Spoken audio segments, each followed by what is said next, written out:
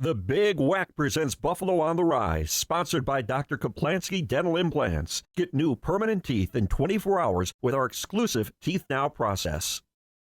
Welcome to the television show devoted to local business, Buffalo on the Rise, with your host, Joe Chili. There's an entrepreneurial spirit in Western New York that's putting our area on the cusp of greatness. Each week, Buffalo on the Rise features local business leaders and decision makers who are shaping our future. If it's about local business, we'll talk about it right here, right now, during Buffalo on the Rise.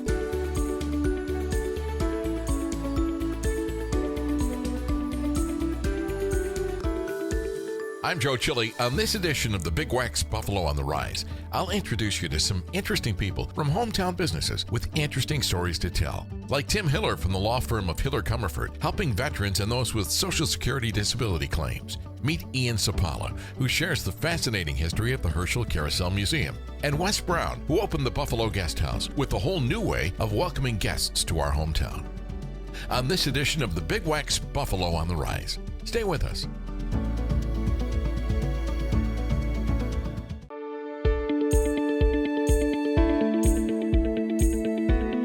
Hi, I'm Joe Chili. Mornings from 7 to 9 on Buffalo's oldie station, the Big WECK. Joining us on the Big WECK's Buffalo on the Rise today is Timothy Hiller, who's a partner with Hiller Comerford Attorneys. Injury and disability law is what it basically is, right? Yes, thank you for having me. Yeah, I'm glad to have you on today. And, you know, I think you've got an important anniversary coming up. We want to make sure that we, maybe not personally, but an important anniversary from a business sense, right? Yeah, that's right. So about 1 year ago, on June 1st, 2024, my partner Ida Comerford and I launched a new brand. You know, for over 20 years, we had been known as a law office of Kenneth Hiller. Partner and I bought that firm in 2021, and we decided to launch out on a new brand, Hiller Comerford. And the reason for that, Joe, was, you know, we didn't just want to be caretakers of the excellent brand that my father, Kenneth Hiller, built over all those years. We wanted to expand on his vision and you know, really build on his work to the point where, you know, we can be known not just for Social Security disability and helping people navigate that process, but also dealing with their personal injury claims. So you were kind of differentiating a little bit from the firm you were with before. How difficult is it when you make a decision to partner up with somebody? You know, it seems almost like a marriage, you know what I mean, when you're working with an individual like that. Is it a difficult thing to do? Do you have to kind of make a determination what your specialties are, or did you already know?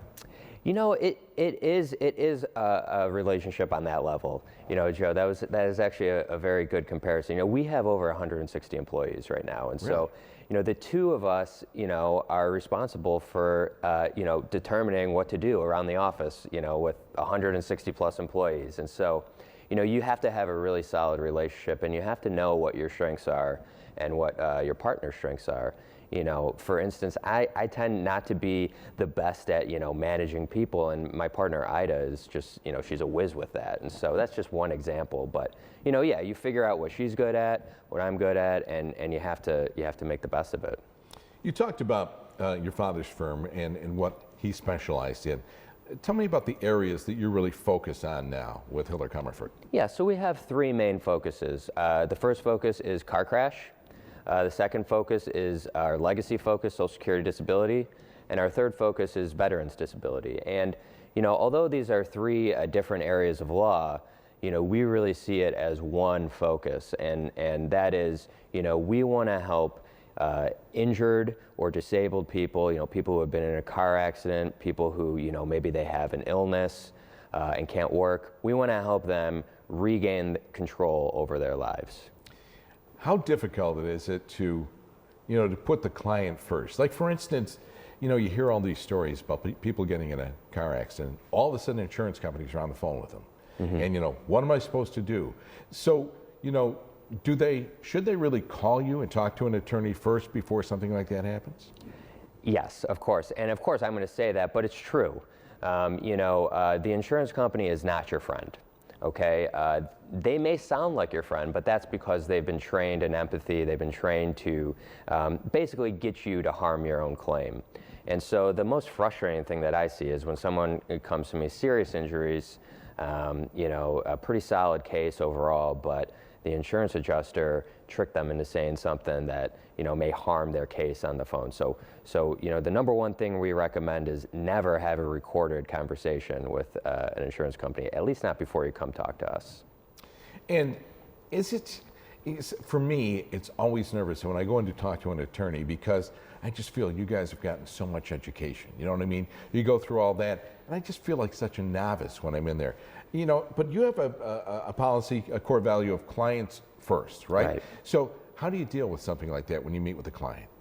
So the first thing we want to do is we want to get to know you. If you're one of our personal injury clients, we're going to want to bring you into our office and meet with me and my trial attorney, Charles Cobb, and we like to sit down and have a conversation and get to know you as a person. We want to figure out, you know, we're not just going to sit down and talk to you about, you know, complicated areas of law. You know, that's why you hired us, so you don't have to think about that kind of stuff. What we want to know is, you know, what kind of treatment are you getting? How can we help you get your treatment? How can we help you, you know, take care of your no fault application, make sure your property damage claim is being handled correctly, and make sure that you're comfortable with your recovery plan medically. You know, we can get you in to see chiropractors, we can get you in to see doctors that we personally vetted, that we know are good. And so we're really just there to guide you from this vulnerable position, you know, where you're a car crash victim, where you're injured and unable to work, into this position where you're empowered, compensated, and recovered as good as you can from a medical standpoint. Now we have about a minute and a half left. What do you think is there one big mistake that clients make?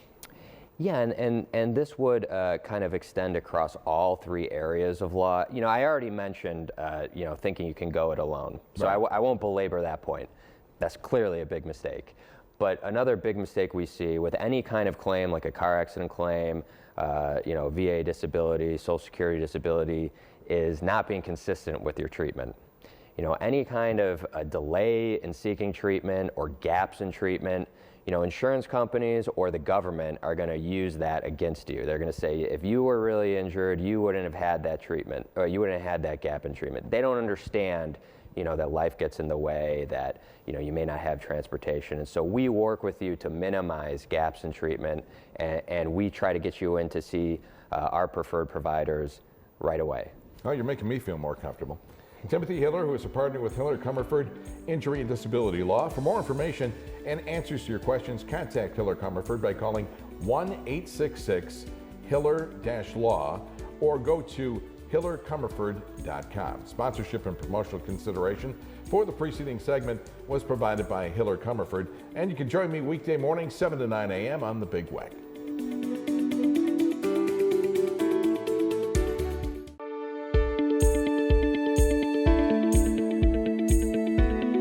I'm Joe Chili, mornings from 7 to 9 on Buffalo's oldie station, the Big WECK. Joining us on the Big WECK Buffalo on the Rise today is Ian Seppala, who's the Executive Director of the Herschell Carrousel Museum. Welcome to the show. How you doing? Thanks for having me. Glad to be here. You know, being Executive Director of a Carrousel Museum, I mean, you know, when you tell people what you do, they've got to be fascinated, right? You become the discussion, you know, the focal point of parties and block parties and things like this. It is a great way to break the ice with anyone you're with, is that not only do I run a carousel, but also I have a whole museum aspect as well. You know, the interesting thing that you had mentioned, we talked a little bit before going on the air today, you actually have a master's degree in this, right? Yeah, so my master's is a museum studies and historic preservation degree, specifically to work in places like this, preserve our historical cultural aspects, but also to be able to educate and all within this very specific setting. You know, I thought, when I think of museums, I think of things being, you know, like multidimensional. I mean, like there's a lot of different aspects, or there's a lot of different things in museums. Now, when I think of a carousel museum, it seems like it's just one item, but you're telling me it's more than that, right? Yeah, so even though we're in the original Carrousel factory, we actually are an amusement museum. So we talk about all the amusement things that happened in North Tonawanda, which are carousels, which are the band organs and equipment by Wurlitzer, and the multiple other rides that were made by the Herschell companies as well. On top of that, we don't just use one lens of looking at these machines. We actually talk about the technology behind them, how they were created. It's very unique for us being able to be in a factory setting, so we teach the science, technology, and everything behind this equipment as well. What kind of demographic do you think does it attract? Is this kids? Is it older people? Is it people that are North Tonawanda residents? Or tourists? What's the deal? So it attracts all ages. North Tonawanda is an excellent city that has a great kind of travel distance between Buffalo and Niagara Falls. So we get tourists all the time, but it also is great for those local families that want to explore more of their backyard and have a fun time doing it with our entertainment and our rides as well. What do you think is the most fascinating or most exciting part of your job? It's definitely the smiling faces on the equipment. So everyone has those days at their jobs where it's not as much fun or enjoyable. However, I can just walk right down the hallway and I can see all these bright and smiley faces that are enjoying the carousel, and it reminds me why we do the tough days that we do. And this is really where it started, right? When you talk about carousels around the country. Yeah, so North Tonawanda is known as the home of the carousel, and that's because 50% of all American carousels were actually built in the city of North Tonawanda. And then specifically the factory location that we're in, where the museum is located, is where most of those were built themselves. Talk about years. When are we talking about? When this is happening? So the factory building that we are in was used from 1915 to 1960. But carousel production in North Tonawanda went all the way back to 1876. So there's been a lot of changes with regard to machinery, with regard to, whatever, assembling all of this in over that time, right? Yeah, so we actually have a bunch of different displays and exhibits that allow us to show you from the original production, which was using all wood from the local area and from the Great Lakes, all the way to the more modern versions that were made out of aluminum. And we even have a animal on display that is fiberglass, which is the modern version as well. So we showcase all of those kind of technological changes. What kind of events do you have coming up during the summer? So we have all kinds of amazing events coming up during the summer. We do a car show of classic cars of our time period in front of the museum. We've got some dollar admission days that are coming up in the evenings as well. Kind of different things for all different age groups. What do you think, when you talk about younger age groups, kids, Yeah. what are some of the questions you get from kids? It's entertaining. Oh yeah, we get all kinds of great questions Right. from kids. From as easy of how does this thing work? Okay. Carousels are operated from the top down, so if you actually look underneath, they're floating. So kids ask us if it's magic. They're all balanced from the top. So those are some really funny questions that we get. We get asked if we have to feed the horses all the time. And explaining that, yes, they need a rest sometimes when the museum closes, but we're lucky that we don't have to feed or water our animals. And do you have trouble keeping kids on them or off them? Either way? Both. Both? They absolutely love riding. Most of the complaints we get from the kids is when they have to get off. But they're excited so much to do it. That's having them be the right level of excited is the most difficult challenge we have, which is a good problem to have. Ian, tell us a little bit about Kittyland. Yeah, so Kittyland is our collection of 4 rides that are outside. They're children's rides, helicopters, boats, cars, things like that. They were all made within our factory. And what's unique to them is 3 of the 4 rides actually came from Page's Whistle Pig. Oh, I remember that. Yeah. Yeah. So 3 of the 4 rides were in Niagara Falls at Page's Whistle Pig. They're now still in the community here at our museum. And we're able to showcase them and let people ride them during the summer. I still remember pulling the bar back and then going up. You'll have to come back and visit all over and again. ride it again. Yeah. Yeah, that's great. Well, Ian Seppala, this is very, very interesting, and I commend you on what you do at the thank you. Herschell Carousel Museum. It's world renowned, And for more information and answers to your questions, you can contact Herschell Carousel Factory Museum by calling 716-693-1885 or go to carouselmuseum.org. Sponsorship and promotional considerations for the preceding segment was provided by Herschell Carousel Factory Museum. And don't forget to join me weekday mornings 7 to 9 a.m. on the Big WECK.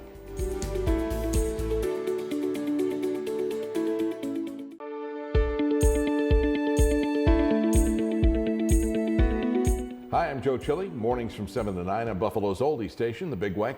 Joining us on the Big WECK's Buffalo on the Rise today is the founder and director of Buffalo Guesthouse, Wes Brown. Wes, how are you today? Great to be here. Sorry. Great to have you here. You know what? And I want to learn a little bit about this because Buffalo Guesthouse, you know, in my estimation, is new to me, but I guess it's new in general, right? That's correct. We just opened our doors last weekend, so we're just trying to create a buzz. So, who do you think? What will your clientele be? Is it going to be tourists? Is it going to be business people? Is it going to be actors that are coming to Buffalo to do movies? We're very close to the medical campus, just a few hundred feet away, so we could have guests who are visiting sick relatives in the hospital. We could have people who are just on a night out. Maybe they're going to the theater district, which is just a few blocks away. We could have any number of regular tourists. Your idea about your question about the movie people is really interesting because one of the options we have is to book the entire house, which we have 26 rooms and 40 beds. So that's an option. So is it like a hotel? It's like a hotel, it's like a hostel, it's like a bed and breakfast. It can wear many hats so we have individual rooms that people book, but we also have a lot of services like, for example, we have a full kitchen where if you stay there even one night, you can cook there. We also have a TV lounge. We have a front porch that's got a lot of glass. It's more like a solarium type thing. We have a backyard with a huge hot tub. So in relation to Buffalo, downtown Buffalo, are you in Allentown? Give us an idea of where you are. Yeah, we're located at 531 Franklin Street, which is in the Allentown area. It's the last block of Franklin, right between Allen Street and North Street. And we are just basically right behind the medical campus. So it's a really central location. So what got you involved in this? Were you involved in real estate prior to this? I've been in real estate for 25 years. Up to this point, I've just been a long-term rental property owner. I own a couple major properties in Allentown, including the Days Park Commons at 68 through 74 Days Park, and the Cottage Street Lofts at 118 through 126 Cottage. And so this is just a different foray into real estate. So it's not a new venture for you. It's something that you're familiar with. How many people do you have employed at Buffalo Guesthouse? Buffalo Guesthouse has 4 full-time employees, and they're all live-in staff members. So we have 2 live-in managers and 2 live-in housekeepers. So the goal is, you know, excellent customer service and very hands-on. Like one of the features we have is in our main gaming room, we have all kinds of games. We have board games, we have chess, we have checkers, we have any game you can imagine. And the staff members are allowed to play games with guest members and with guests. And just the idea is a real personal touch, you know. So what would you say the duration of the stay would be? You know, are you talking about business people or tourists? Is it generally a night, a few nights? Usually one night at a time. We're not really trying to do long term for the most part. Possibly in the wintertime, if things are lean, we might do weeks at a time. But generally, we're looking at nightly bookings, just like you're similar to your hotel. And what do you think is the thing that makes you most unique? Wow, there's so many things. One really cool thing about the place is buffaloes. We have buffaloes everywhere in the building. The models? We have buffalo statues, we have buffalo paintings, we have buffalo photographs and pictures. I mean, we're into the dozens of buffaloes in this place. And I honestly, as the owner, don't even know how many buffaloes there are. And we're constantly adding more. Probably what we're gonna do eventually is we're gonna have a contest. How many buffaloes are in Buffalo Guesthouse? Well, That sounds like it should be a lot of fun. Can it be rented out for events? Yes, we have an event. The common areas could be used as an event space. Plus, we have a property 2 doors down that we'll also be using for events. It's not quite open yet. You know, I'm wondering, like for instance, weddings. You know, people have a wedding there or something like that, then they can stay right at Buffalo Guesthouse Sure. after that, right? Sure. So that, you know, that might be a great thing. And where did you come up with the idea for this? For the name, Well, either the name or the concept, because it seems like it's different than just a standard motel or hotel. You know what I'm saying? yeah. I always like to do things a little bit differently and stand out. I boldly decided to call it Buffalo Guesthouse because I said, you know, if you're going to stay somewhere and you have the choice of staying at Franklin Street Guesthouse or Buffalo Guesthouse, which one are you going to pick? And so we're going to try to live up to that standard by providing something that's very unique that no one else has. So It sounds like it's very unique in itself. And I think that even, you know, if someone has someone that's infirmed and, you know, on the Buffalo Medical Campus, they may want to stay at Buffalo Guesthouse. It's very close, nearby, convenient, right? Right, exactly. So that works out really well too. Yeah. I think Wes Brown, Buffalo Guesthouse sounds like it's very intriguing. I can't wait to visit. I think it'd be a great place to see, and I wish you best of luck with it. Okay, thank you. For more information and answers to your questions, contact Buffalo Guesthouse by calling 716-213-0775 or go to buffaloguesthouse.com. Sponsorship and promotional consideration for the preceding segment was provided by Buffalo Guesthouse. And join me weekday mornings between 7 and 9 on Buffalo's Big WECK. Thanks for watching this edition of the Big WECK presents Buffalo on the Rise. For information on this and other shows, go to our website, bigweck.com, and find out how you can participate on the program if you're a hometown business. I'm Joe Chili. Thanks for watching and listening to the Big WECK, Buffalo's oldie station.